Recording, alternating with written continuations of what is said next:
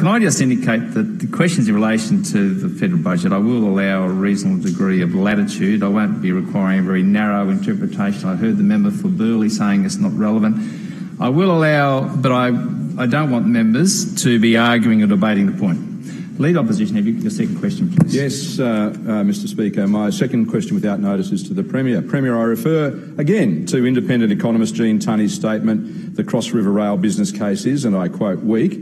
Premier, given that $10 billion is waiting and given your government refuses to release the Cross River Rail business case, what more than the 6 secret taxes is it hiding? I call the Premier. Thank you very much, Mr Speaker. I thank the Leader of the Opposition for the question. Let me continue.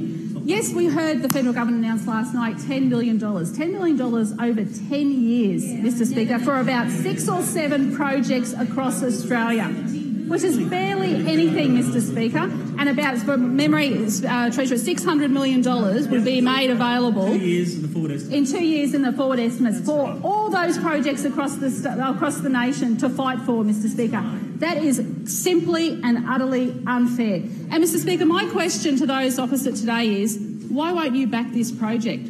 Why won't you back Queensland's #1 infrastructure? Premier, no, I don't want you to debating it. Don't debate it. No, don't debate it. No, please don't debate it. Mr Speaker, I said very clearly the business case has been forwarded to Canberra. Mr Speaker, unlike those opposite, do you remember a bat tunnel? Do you remember when those opposite when they were in government? A bat tunnel. Was there a business case for the bat tunnel, Mr Speaker?